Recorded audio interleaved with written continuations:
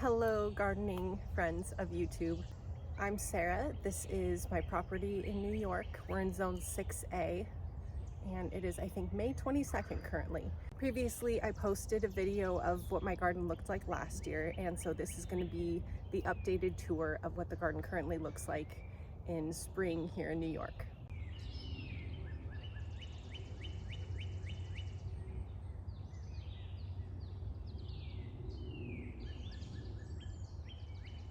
All right, so as the sun is coming in, we're going to start off on this first bed here. This is the mostly an herb bed, but we've got some other stuff.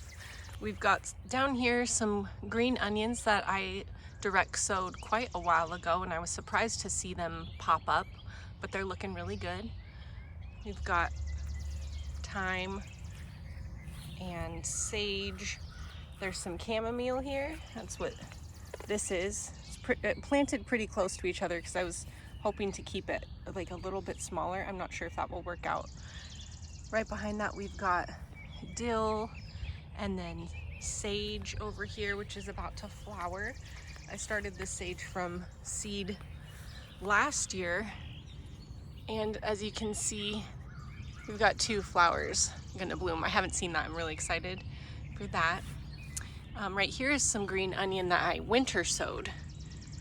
So I put that out in the garden maybe last week, and it's looking really nice as well. Got purple basil. We've got the snap peas on the teepee here,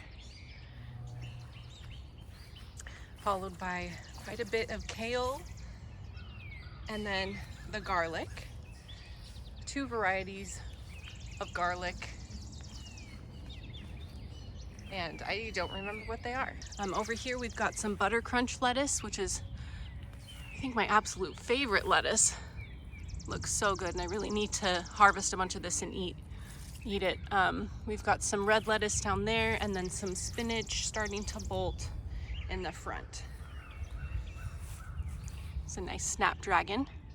Not sure what color, because I just kind of planted them randomly, so we'll see how that turns out.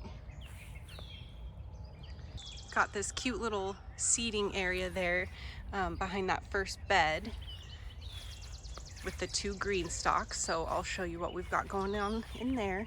Well, first here we've got a nice coleus with a few nasturtium in a pot. That'll look really cute. All right, so in the green stalk we've got some pansies, some nasturtium, some sage over here, catmint over there, more butter crunch lettuce, more nasturtium, and some Swiss chard and beans at the bottom of a couple of these. And in the other one, we've got some of the same thing, some different color pansies. These are so pretty. And they just stayed in the garden, or they stayed in the tower all winter, and they began to reseed too. So we've got some that popped down there. I planted nasturtium here. We've got some lettuce, some more sage on top. And then I did get a few strawberry plants that won't bear any fruit this year, but we've got, I think, 5 here, and they look really healthy, but we don't want to let them produce fruit quite yet. And then some more beans at the bottom. Absolutely love these.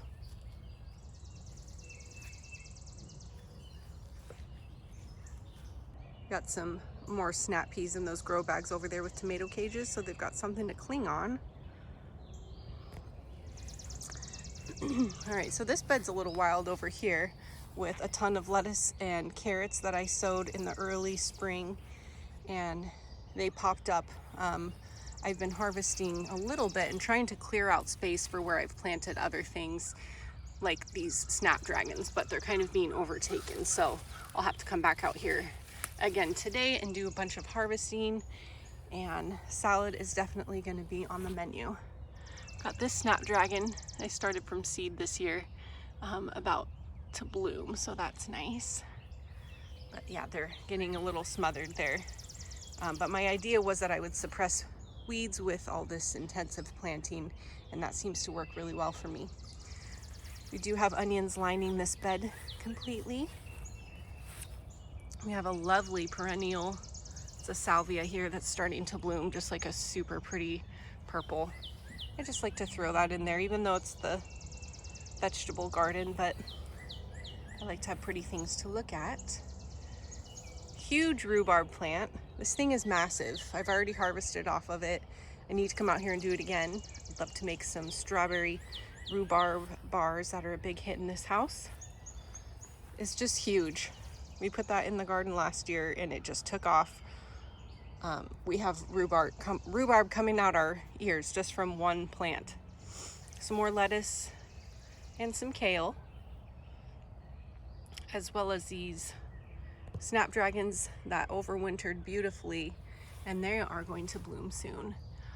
They were starting to topple over in the wind, so I staked them a little bit. Can't wait to see what those look like. We've got the lettuce still. We've got on the far end of this tunnel, I mean mostly just peas right now, because I threw a ton in the garden in the spring just to see what would come up. But I do have a Kajari melon back there, and actually two of them, yeah. That's what this guy is right here. And here's the peas on the trellis. A couple dill plants, which I like to use mostly in cut flower bouquets, but also for culinary purposes. All right, so got the other bed here with a lot more lettuce and kale sown in the middle there. And we've got some pole beans that are being munched on a little bit, so we'll see if they make it through. Can always sow some more. Got a tomato plant down here. And then we've got some green cabbage with some carrots. A squash plant. I think it's a gray zucchini.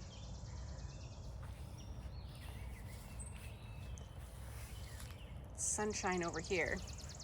All right, here I've got some stock flowers that they really did not look too good because I sprouted them inside, but the garage is just a little bit too hot, and those are a cool flower, so they were not happy there. Got a lot of carrots popping up here. And then here I've got a couple jalapeno plants right there. And here in the carrots, more dill, of course. And then a few snapdragons with this nasturtium. This is a variegated nasturtium, my favorite. It's probably my absolute favorite thing to grow in the whole garden. It's so cute. It's like garden camo. Ooh, we got a little bloom on the snapdragons. They're pretty short. I started those inside this year from seed, so they're not looking like the other ones that were already in the garden. Red cabbage, that is pretty behind because it got pretty hot here in New York all of a sudden, and I didn't put them in the garden early enough, I don't think. So more snap peas on this trellis here.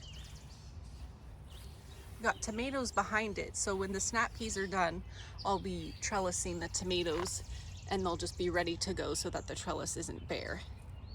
Another one right here.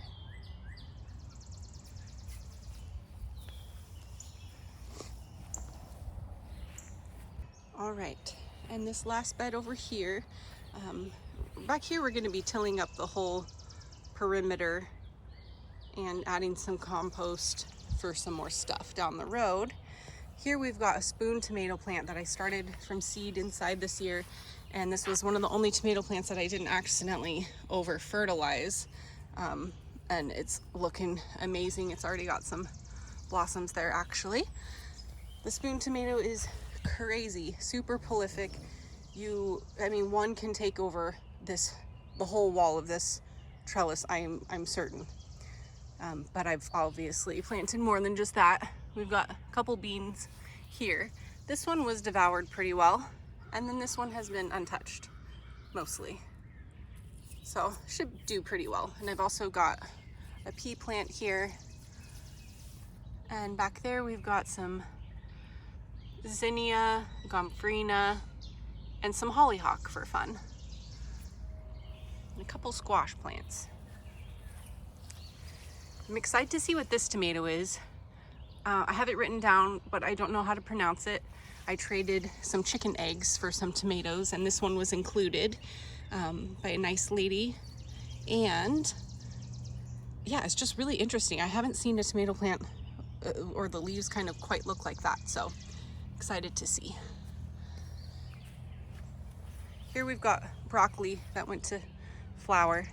It was the Yodfa broccoli, so it wasn't supposed to be like a big head, but along with the cabbage, I don't think I put these in the ground quite soon enough, and they just got a little too warm before actually producing a good amount of broccoli. Here you can see there's multiple branches, but really not a whole lot of broccoli there. So just some fun flowers for the pollinators, but they'll get ripped out pretty soon to make room for other stuff. Behind that, more snap peas. And they haven't flowered yet, so I'm really excited to see when these are all blossoming, because it's really going to brighten up the garden. Below that I have a ton of radish that's just about ready to be harvested. And the way I like to eat radish is I like to oven bake them really well, like kind of like a small potato. Season them up, oil them up, and then I like them pretty crisp. And they're really good. They kind of just taste like a potato, but yeah, definitely ready. Let's see, we'll just pull this one out. Looks great. All right. On the other side, I've got a couple more snapdragon. I just kind of place things randomly so I can see different things that are interesting in the garden instead of sort of placing everything together in the same place. Here we've got nasturtium and some Swiss chard and a couple bean plants. Down here we've got kale. Not a too lot going on down here. Some more squash and some more beans before we go to the hollyhocks in the corner, which I thought would just be neat for a little bit of visual interest, because it's really at the back of the garden at the north end, so they won't block any of the sunshine. Oh, we almost caught a hummingbird on camera. I've got the feeder right here.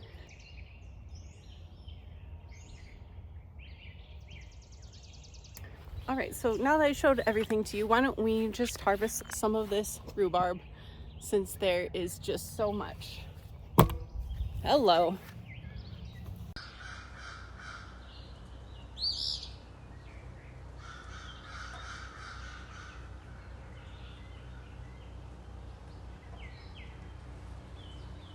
Some rhubarb will be red all throughout the stalk. It just depends on the variety. Ours is not that variety, so we can just expect it to get red down here. Looks good.